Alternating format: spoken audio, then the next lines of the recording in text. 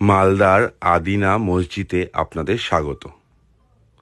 এখানে না গেলে আমি জানতেই পারতাম না যে বাংলার মুসলিম শাসকরা হিন্দু ধর্মকে এত ভালোবাসত। ঢুকতেই আপনাদের চোখে অনেক কিছু পড়বে, যেমন গণেশের মূর্তি চোখে পড়বে, মা সরস্বতীর মূর্তি চোখে পড়বে, বিষ্ণু ভগবানের মূর্তি চোখে পড়বে এবং একই সাথে চোখে পড়বে বিভিন্ন হিন্দু ধর্মের জিনিসপত্রের ডিজাইন। সাথে বৌদ্ধ ধর্ম এবং জৈন ধর্মেরও অনেক নিদর্শন এখানে আপনারা পাবেন। বিভিন্ন জায়গায় গেলেই বুঝতে পারবেন যে স্থাপত্যগুলো উল্টে দেওয়া হয়েছে, ভেঙে দেওয়া হয়েছে এবং কিছু কিছু জায়গায় নষ্ট করে দেওয়া হয়েছে। এই যেমন এক্ষুনি দেখতে পাবেন আপনারা শিবলিঙ্গের মধ্যের পার্টটা, মানে বিষ্ণুভাগ বা যাকে যোনি বলা হয় সেই অংশটিকে, এটাকে যেমন মকর মুখ বলা হয়, এটাকেও ভাঙচুর এখনো পর্যন্ত করা হয় এবং পুরো মন্দির চত্বরে বেশ কিছু শিবলিঙ্গ পর্যন্ত আছে। ভুল বললাম, মসজিদ, তাই না? মন্দির বলাটা উচিত হয়নি। যাই হোক, এই মসজিদ চত্বরে হিন্দু ধর্মের অনেক নিদর্শন পাওয়া যায়। এই দেখুন, যেমন মা সরস্বতীর মূর্তি খোদাই করা। এটা তো ইসলাম ধর্মের, তো সেই সময়কার রাজাদের আমাদের ধর্মের প্রতি ভালোবাসা। এই একের পর এক জিনিসগুলো দেখুন। এখানটা দেখলেও আপনারা বুঝতে পারবেন এই বিষ্ণু ভগবানের মূর্তি, এটা ইসলাম আমাদের হিন্দু ধর্মকে অত্যন্ত ভালোবাসতো, তাই জন্যই এগুলো করে রেখেছে। ভুল বললাম কি? আপনারা যদি পুরোটা ঘুরে দেখেন, ঘুরে দেখলে আপনারা বিভিন্ন জায়গায় অনেক কিছু দেখতে পাবেন।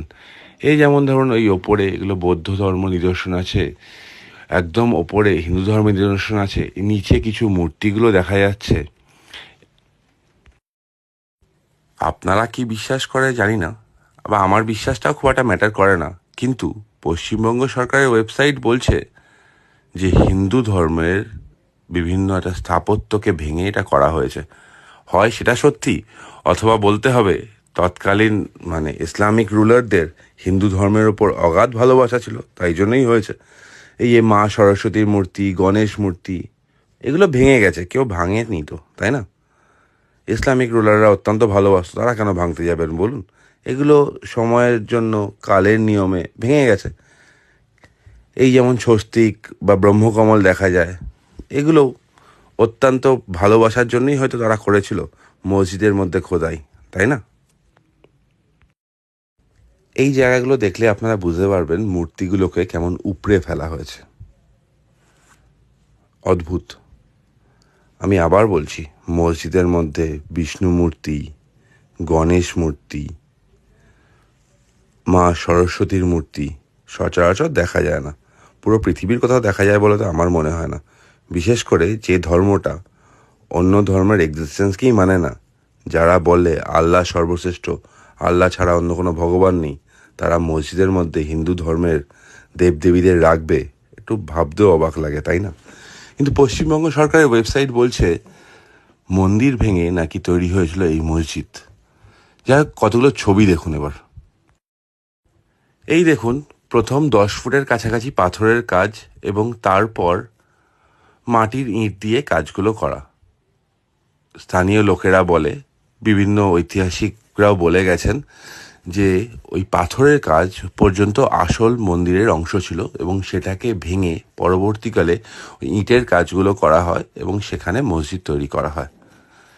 পুরো বিষয়টাই গবেষণা সাপেক্ষ এবং পুরো বিষয়টাই তদন্ত সাপেক্ষ। পুরো বিষয়টা তদন্ত হওয়া উচিত, পুরো বিষয়টা সংরক্ষণ হওয়া উচিত। আপাতত পুরো এরিয়া ঘুরে যেটা বুঝলাম, সংরক্ষণের নাম নিশান পর্যন্ত নেই। শিবলিঙ্গগুলোও কেমন এদিক ওদিক ছড়িয়ে ছিটিয়ে পড়ে আছে। সিসিটিভি ক্যামেরা আছে, সেগুলো ঠিকঠাক কাজ পর্যন্ত করে না।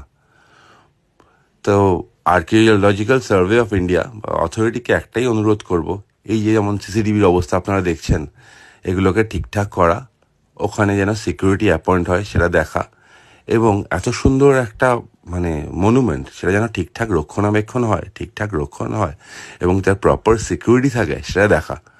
বাদবাকি মসজিদ ছিল না মন্দির ছিল সেটা না হয় কোনো এক সময় কোর্ট ডিসাইড করবে, ততদিন অপেক্ষা করি।